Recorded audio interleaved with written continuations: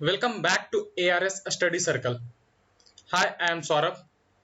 Let's start our new topic in light, refraction of light. सबसे पहले तो आप लोगों ने अगर पिछला वीडियो नहीं देखा है तो देख लें, क्योंकि रिफ्लेक्शन ऑफ लाइट समाप्त हो चुका है। अब हम लोग रिफ्रैक्शन ऑफ लाइट स्टार्ट करने वाले हैं। रिफ्लेक्शन ऑफ लाइट में सीबीएसई के प्रीवियस ईयर क्वेश्चन, एनटीएससी की प्रीवियस ईयर क्वेश्चन हम लोग एक साथ लाइट जब पूरी समाप्त हो जाएगा तब करा देंगे। रिफ्लेक्शन, रिफ्रैक्शन सारा पूरा लाइट चैप्टर का एक साथ प्रीवियस ईयर सीबीएसई एनटीएससी का करा देंगे। ठीक है, तो हम लोग स्टार्ट करते हैं refraction of light. Refraction of light होता क्या है?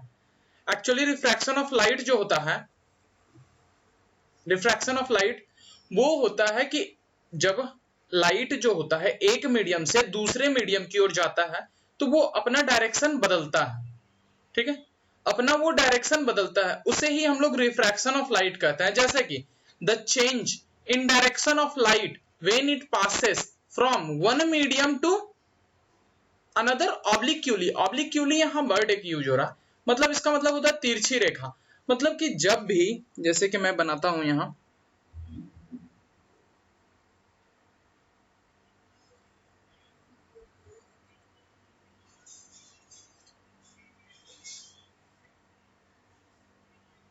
इस तरीके से कोई एक लाइन फॉल किया और ये इसके अंदर में या तो इधर जाएगा या तो इधर जाएगा, वो डिपेंड करता है मीडियम पर, वो सारा कुछ मैं बता दूंगा। तो यही जो है लाइन, तिरछी लाइन, इसे ही ऑब्लिक्यूली बोल रहे हैं। जैसे यहां इस फिगर में देखिए, एक रेड कलर का लाइट रे गिर रहा है, फॉल कर रहा है आपके एक दूसरे मीडियम पर, जो कि ग्लास हमारा मीडियम है, ग्लास मीडियम है जिस पर फॉल कर रहा है। और फॉल करने के बाद वो थोड़ा अंदर की ओर झुक गया है, मतलब अपना वो डायरेक्शन बदल गया। इसका एक्चुअल डायरेक्शन क्या था?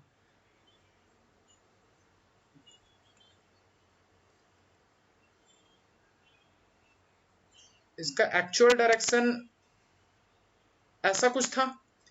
तो लाइट को सीधे जाना था, मगर वो सीधे जा नहीं रहा था, वो क्या हो रहा था, हल्का सा बेंड कर जा रहा था। ये सारा कुछ बेंड हो रहा है, तो ये आपका लाइट जो होता है उसके स्पीड पर डिपेंड करता है। तो क्या मैं बताया कि change in direction of light when it passes from one medium to another, जब ये एक मीडियम से दूसरे मीडियम की ओर जाता है तब अपना डायरेक्शन बदल लेता है, उसे ही हम लोग रिफ्रैक्शन ऑफ लाइट बोलते हैं, रिफ्रैक्शन ऑफ लाइट। और इसको एक तरीके से और भी डिफाइन कर सकते हैं, we can say that the bending of light when it goes from, bending of light, ध्यान दीजिएगा, bending of light when it goes from one medium to another obliquely is called refraction of light. जब एक medium से दूसरे medium की ओर जाता है light, तब वो हल्का सा बेंड कर जाता है, उसे ही हम लोग बोलते हैं रिफ्रैक्शन ऑफ लाइट। ओके, अब रिफ्रैक्शन ऑफ लाइट में देखिए, refraction of light takes place at boundary between two medium. For example when light passes from air to water. अब इस गौर से इस फिगर को देखिए, क्या ये फिगर में ये एक लेयर दिख रहा है आपको? नहीं दिख रहा तो मैं बना देता हूं। ऐसा कुछ एक लेयर है जिसपे कि ये एक इंसिडेंट रे फॉल कर रहा है, फॉल किया, ये नॉर्मल हो गया, आपका नॉर्मल है। जब ये इंसिडेंट रे फॉल कर रहा है तो कहां फॉल कर रहा है?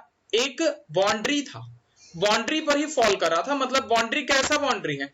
ये मान लेते हैं कि वाटर है, ओके, और ये एयर। तो दोनों का जो इंटरफेरेंस हो रहा है, ये हमारा इंटरफेरेंस है, मतलब कि बाउंड्री है, ये हमारा बाउंड्री है। तो इस बाउंड्री पर ये रे फॉल कर रहा है, और फॉल करने के बाद, अब रिफ्रैक्शन का बात कर रहे हैं, तो रिफ्लेक्शन में क्या हो रहा था कि लाइट दूसरे साइड में नहीं जाता है, लेकिन इसमें जाएगा। लेकिन कैसे जाएगा? तो थोड़ा सा स्पीड हो सकता है, कम हो जाए, ज्यादा हो जाए, वो डिपेंड करेगा वो किस मीडियम से आ रहा है और किस मीडियम से जा रहा है। ओके, जैसे कि जब लाइट यहां पर एयर से वाटर की ओर जा रहा है तब भी झुकता है या मुड़ता है, या फिर वाटर से एयर की तरफ भी जाएगा तब भी वो मुड़ेगा, झुकेगा, वही हमारा रिफ्रैक्शन होता है। अब यहां पर क्या दिया हुआ है? Angle of incidence, incident ray और नॉर्मल। ये आपका, ये नॉर्मल दिख रहा है, ये नॉर्मल है, यहां नॉर्मल है, और ये इंसिडेंट रे, ये दोनों के बीच का जो एंगल है वो इंसिडेंट एंगल कहलाता है। इंसिडेंट रे, नॉर्मल और इंसिडेंट रे के बीच में जो एंगल बन रहा है वो इंसिडेंट एंगल कहला रहा है। फिर आपका ये नॉर्मल और रिफ्रैक्टेड रे, ओके, नॉर्मल और रिफ्रैक्टेड रे मतलब इंसिडेंट रे और नॉर्मल, मतलब ये नॉर्मल आपका दिख रहा है और ये आपका इंसिडेंट रे दिख रहा है। तो नॉर्मल और इंसिडेंट रे के बीच का जो एंगल है वो हमारा इंसिडेंट एंगल कहलाता है। एंगल ऑफ इंसिडेंट भी हम इसे बोलते हैं। ओके, फिर से मैं बता रहा हूं, इंसिडेंट रे मतलब क्या होता है, जब कोई रे नॉर्मली मतलब ऑब्लिक्यूली फॉल कर रहा है किसी दूसरे मीडियम के इंटरफेरेंस पर, तब वो रे हमारा इंसिडेंट रे कहलाता है। और ये नॉर्मल के साथ जो एंगल बनाता है उसे एंगल ऑफ इंसिडेंट बोलते हैं। और यही रे जब दूसरे मीडियम में इंटर कर जाता है तो वो थोड़ा सा बेंड कर जाता है, तो वो रे जब बेंड कर जाने के बाद जो रे बन रहा है मेरा, वो रिफ्रैक्टेड रे कहलाता है। रिफ्लेक्टेड और रिफ्रैक्टेड में कंफ्यूजन नहीं कीजिएगा। जैसे कि रिफ्लेक्टेड में क्या होता था, ऐसा कुछ रहता था हमारा मिरर और ये नॉर्मल होता था, तो इस तरीके से एक फॉल किया और इस तरह से चला गया, तो एक मीडियम से आ रहा है उसी मीडियम में चला जा रहा है। लेकिन यहां पर क्या हो रहा है कि एक मीडियम से आ रहा है और दूसरे मीडियम में बेंड करके चला जा रहा है। ओके, और जो रिफ्रैक्टेड रे और नॉर्मल के बीच का जो एंगल बनेगा वो हमारा रिफ्रैक्टेड एंगल कहलाएगा या फिर एंगल ऑफ रिफ्रैक्शन कहलाएगा। ओके, और जो यहां पर हम लोग पढ़ रखे थे, रिफ्लेक्शन में पढ़ रखे थे कि आई और आर क्या होता था, angle I is equal to angle R हो रहा था रिफ्लेक्शन में। लेकिन जब रिफ्रैक्शन का बात करेंगे तो एंगल आई हो सकता है एंगल आर से बड़ा हो, एंगल आर हो सकता है एंगल से बड़ा हो, यही दो केस बन सकता है। इक्वल कभी नहीं होगा। ओके, जब मीडियम सेम रहेगा तभी ये इक्वल होगा, तो उस केस में रिफ्रैक्शन नहीं होगा। ओके, अब काउज बता देता हूं मैं, क्या क्या काउज है रिफ्रैक्शन का। रिफ्रैक्शन का काउज क्या है, तो सबसे पहले बताया, मैं पहले भी बता चुका हूं कि स्पीड जो होता है लाइट का एक मीडियम से दूसरे मीडियम में जाने के दौरान क्या होता है कि बदलते रहता है। जैसे कि आप अपना डेली लाइफ में एज्यूम कर सकते हो, क्या डेली लाइफ में थोड़ा सा एज्यूम कीजिए, सपोज ये एक रिवर है, ठीक, ये एक रिवर है, मान लेते हैं हमारी गंगा नदी है, मैं गंगा नदी के किनारे बैठा हूं, तो ये हमारी गंगा नदी है, तो यहां पर मैं हूं, ठीक, और ये मैं हूं, तो मैं अगर यहां से यहां जा रहा हूं तो नॉर्मली मेरा स्पीड क्या रहेगा,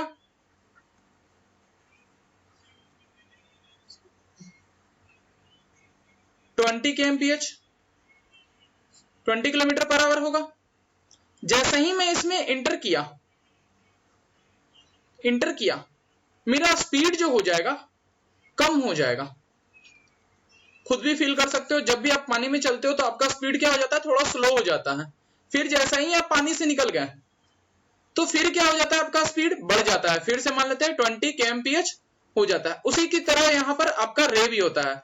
तो ये आप थे, इसे अपने जगह पर रे रख दीजिए। रे के साथ भी कुछ ऐसा ही होता है, जब आपका एयर में रे चलते रहता है तो उसका स्पीड कुछ ज्यादा होता है, जैसे ही वो पानी या ग्लास में आता है तो उसका स्पीड थोड़ा सा कम हो जाता है, फिर वापस से एयर में जाने लगता है तो उसका स्पीड बढ़ जाता है।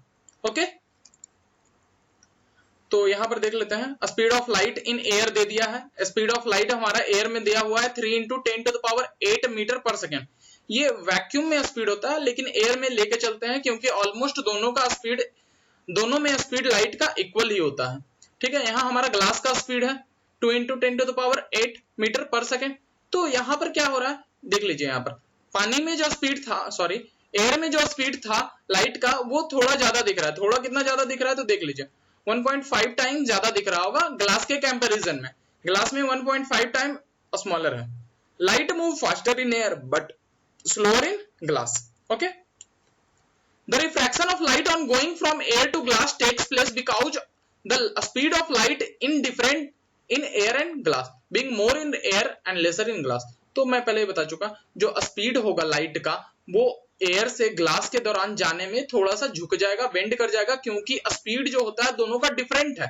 डिफरेंट हो रहा है मतलब कि हवा में आपका स्पीड लाइट का ज्यादा होता है और कंपैरिजन टू ग्लास में कम होता है।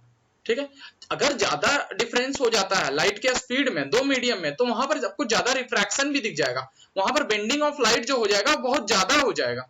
ओके, बेंडिंग ऑफ लाइट ज्यादा मतलब कि वहां पर डेफिनेटली है कि आप दोनों मतलब स्पीड ऑफ लाइट का डिफरेंसेस ज्यादा हो रहा है। जैसे कि अगर पानी में आपका स्पीड बहुत ज्यादा कम हो जा रहा है, ठीक है, और आपका लैंड पर आपका स्पीड बहुत ज्यादा मतलब ठीक ठाक चल रहा है, आपका स्पीड अच्छा नॉर्मल है, लेकिन पानी में आपका ज्यादा हो जा रहा है, तो वहां पर आप में डिफ्लेक्शन ज्यादा दिख जाएगा, आप में खुद में डिफ्लेक्शन ज्यादा दिख जाएगा। समझ गए? अगर आप लोग नहीं समझ रहे होंगे कुछ भी, तो आप हमारे टेलीग्राम लिंक पर मैसेज कर सकते हैं, टेलीग्राम लिंक दिया हुआ रहेगा, उस ग्रुप पर आप आकर के अपना डाउट डालें, वहां हम लोग डाउट आपको क्लियर करेंगे। अब बात कर रहे हैं क्यों, why a change in speed of light cause refraction. Speed light के जो स्पीड होता है उसमें चेंज के कारण ही रिफ्रैक्शन क्यों होता है। तो सबसे पहले मैं बताया था कि लाइट जो होता है आपका पार्टिकल और वेव नेचर दोनों को फॉलो कर रहा है। ठीक है, तो यहां पर सबसे बड़ा रीजन इसका वेव थ्योरी ही है, वेव थ्योरी। तो यहां पर लाइट जो हमारा है, जो लाइट का वेव है, बीम है, वो आपका टीनी वेव से बना हुआ है। ठीक है, टीनी वेव से जब बना हुआ है तो इसका कुछ अलग ही रूल चलता है, कैसे काम करता है वो देख लेते हैं। जब कोई beam, when a beam of light consisting the light wave traveling in a certain medium fall obliquely on a boundary of another medium, then one part of light wave enter into the other medium first and its speed first, but rest of the wave enter the other medium a little later, hence its speed changes a little। मतलब इसका overall आपको समझ में नहीं आ रहा होगा तो मैं दिखा देता हूं फिगर से, वहां से समझ में आ जाएगा आप लोगों को। यहां देखिए ये है, इसको ए कर देता हूं मैं, इसको बी, ये सी, ये हमारा डी हो गया। तो क्या है ना कि देखिए ये अब स्टेटमेंट फिर से, जब कोई रे, अगर लाइट का रे है, वेव है, बीम है, तो क्या हो रहा है कि ट्रैवल कर रहा है किसी मीडियम में, फॉल कर रहा है तिरछी किसी बाउंड्री पर फॉल कर रहा है। जैसे कि यहां पर एक रे था, ये वेव मतलब बीम है ये लाइट का, ये फॉल कर रहा है कहां, एक तिरछी मतलब एक मीडियम पर।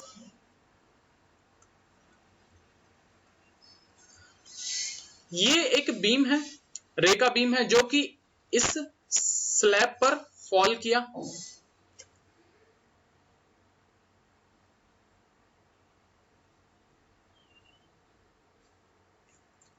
ठीक है, इस स्लैब पर फॉल किया है, ए बी सी डी। अब फॉल किया है तो तिरछी फॉल कर रहा है, इस पर फॉल किया।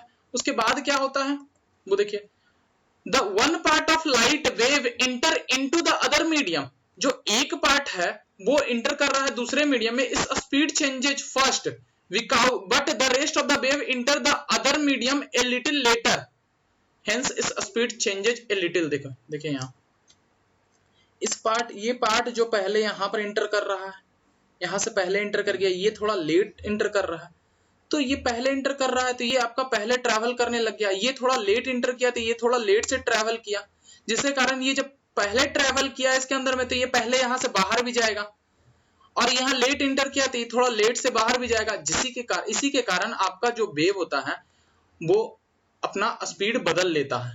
ठीक है, later the hence its speed changes a little later. समझ में आया? फिर से मैं बता देता हूं, जब कोई बीम जो है, रे का बीम आपका फॉल कर रहा है एक ग्लास के स्लैब पर या फिर वाटर पर या फिर कोई अदर मीडियम पर, तो क्या होता है पहले जो पार्ट होता है एक साइड मतलब लेफ्ट साइड वाला जो हमारा है इंटर कर रहा है हमारे ग्लास स्लैब पर पहले, और ये हमारा ये सेक्शन जो है हमारा बाद में इंटर कर रहा है। देख सकते हैं आप लोग गौर से, ये दोनों साथ में चला, लेकिन ये पहले यहाँ आ गया इंटर कर गया, ये थोड़ा लेट में इंटर किया, जिसका मतलब ये पहले जब इंटर किया तो इसके अंदर ये पहले चलेगा, ट्रेवल करेगा, ये लेट इंटर किया तो ये लेट ट्रेवल करेगा, जिसके कारण कि आपका स्पीड यहाँ फ्लक्चुएट कर जाता है, अपना डिफरेंस दिखा देता है स्पीड। समझ में आ रहा है? अपना जो स्पीड होता है वो आपका यहाँ पर डिफरेंस क्रिएट कर देता है, और फिर जब ये पहले इंटर किया है तो ये पहले निकल भी जाएगा, ये लेट इंटर किया है तो ये आपका लेट निकल भी जाएगा। समझ आया? इसी के कारण हमारा जो लाइट का स्पीड होता है रिफ्रैक्शन के दौरान चेंज हो जाता है। The fact that the speed of light wave on one side of a beam little change a little before the change in a speed of light wave on the other side cause change in the direction of light. और जो इसी कारण से जो आपका beam होता है, मतलब कि लाइट का जो वेव होता है, रे होता है, वो अपना डायरेक्शन बदल देता है। जैसे इसको जाना था तो कैसे जाता, ऐसे अगर ट्रेवल कर रहा है